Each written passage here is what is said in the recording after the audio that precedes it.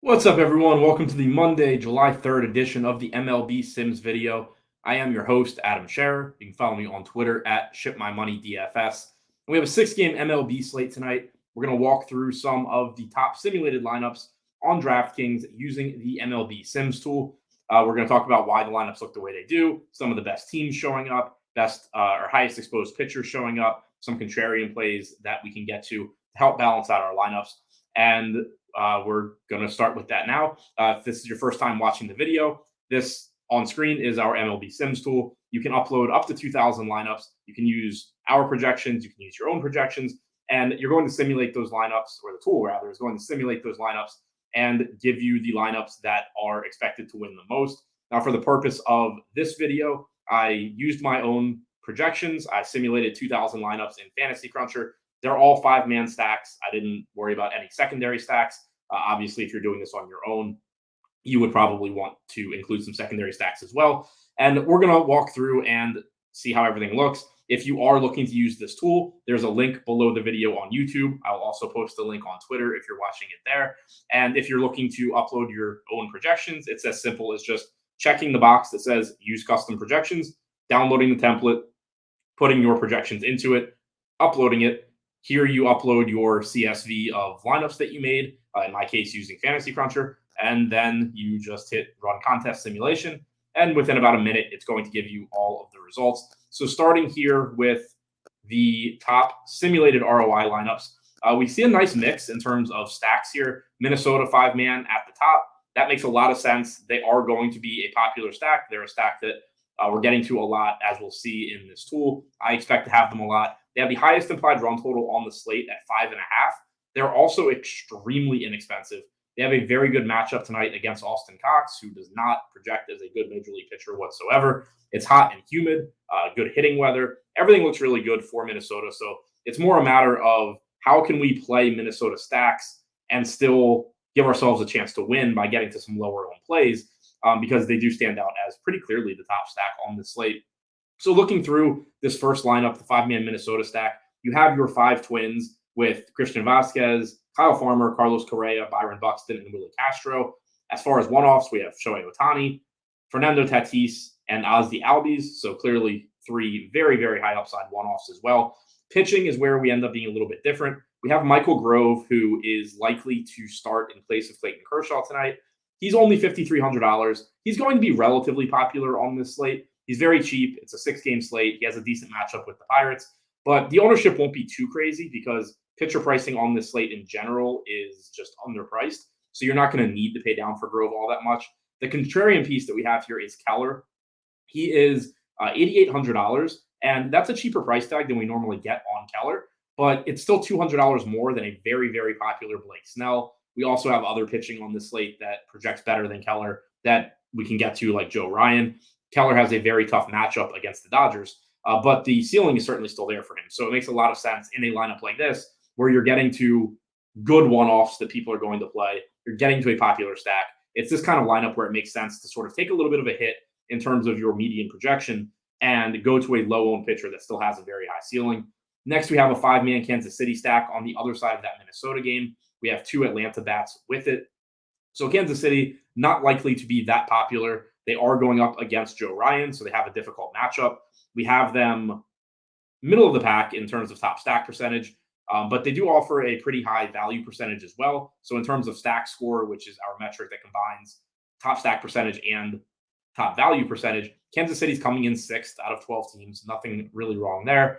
Joe Ryan is, of course, a very good pitcher. It's not a likely spot to succeed, but you still have a high upside lineup here because you have the 5KC bats, which are pretty inexpensive and also give you some upside with Perez and Witt in particular. But then you get Ronald Acuna and Matt Olson as a two-man stack, clearly a very high ceiling there. Gleyber Torres one-off in a good home run spot against Tyler Wells. Blake Snell, best pitcher on the slate, everything considered, salary, matchup, talent, all of that. And then Michael Grove, again, for value, no problems there just because he is so cheap.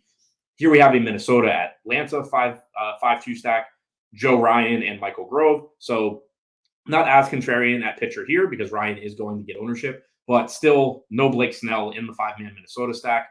That's something where, a lot of times we focus on who is in your lineup. But when you have somebody like Snell that is likely to pull 40+% ownership, it can also be about who isn't in your lineup. Ryan is projected to be the second highest owned pitcher at 37%. We have Snell at 45. So even though there's nothing, neither of the pitchers here are going to be unowned, you still don't have a pitcher that is going to be in nearly half of the lineups. We go down here to San Diego and Cleveland. So a 5-man San Diego stack, 2-man Cleveland. Grove showing up again along with Snell. San Diego not expected to be that popular tonight. 10% aggregate ownership, but a lot of that will be coming to Fernando Tatis. The stack as a whole likely to be less popular.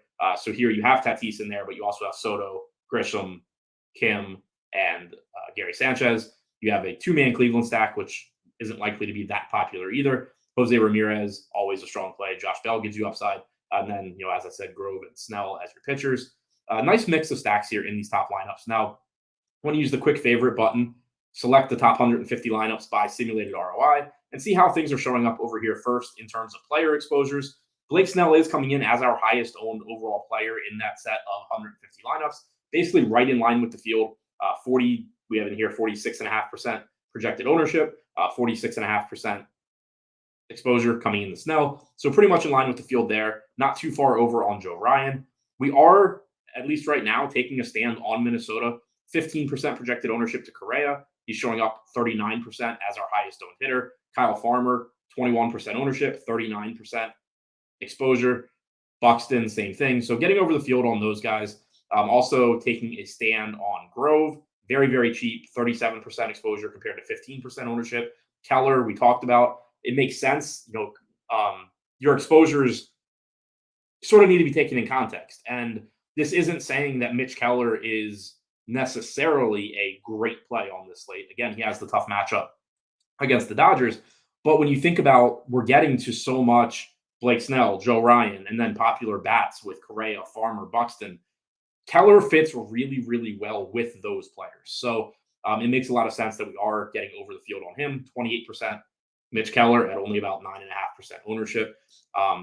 Looking down a little bit further to try and find some other low-owned plays that we're getting to. Jose Miranda projected around 10%. We're getting around double that. Keep in mind, too, that projected ownership on a 6-game slate, the raw numbers are just going to be higher than they would on a 12 to 15-gamer.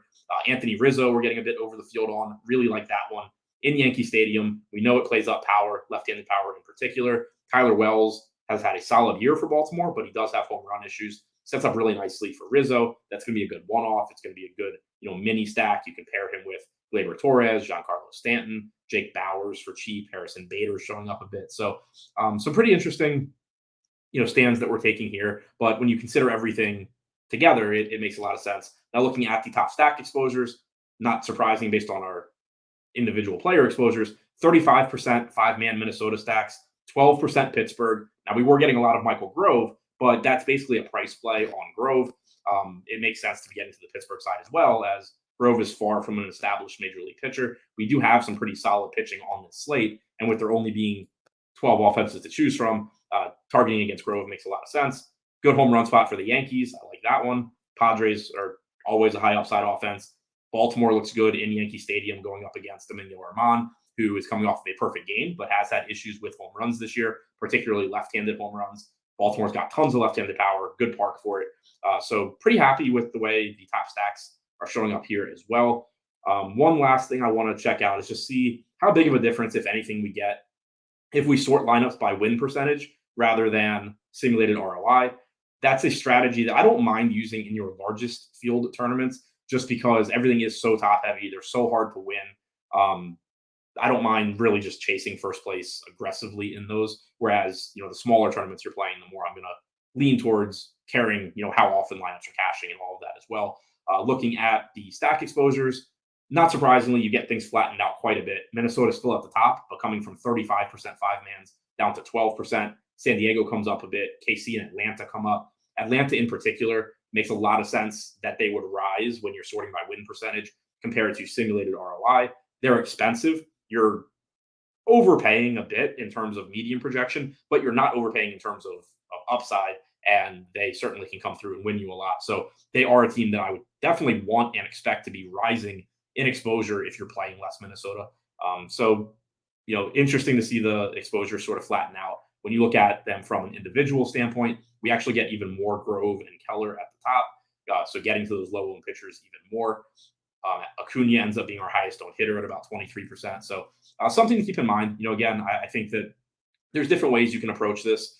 In your smaller field stuff, I definitely would be paying a lot more attention to the simulated ROI column. In your largest field, $15 buy-in, $50K at first type stuff, I think it's reasonable to approach it still using simulated ROI, but I do take the win percentage into account a little bit more, and that does sort of flatten out my exposures. But that's an early look at what we have going on today. Keep in mind the stuff changes as lineups come out, ownership changes, all of that. But early on, taking some pretty aggressive stands on Minnesota, using some lower owned pitching to allow us to do so. Michael Grove and Mitch Keller in particular showing up. So that's all I have for you. If you enjoyed the video, give it a like, whether that's on YouTube or Twitter. And again, we'll have links posted below so you can simulate your own lineups if that is something you're interested in doing. Thanks for checking out the video, and good luck on your lineups.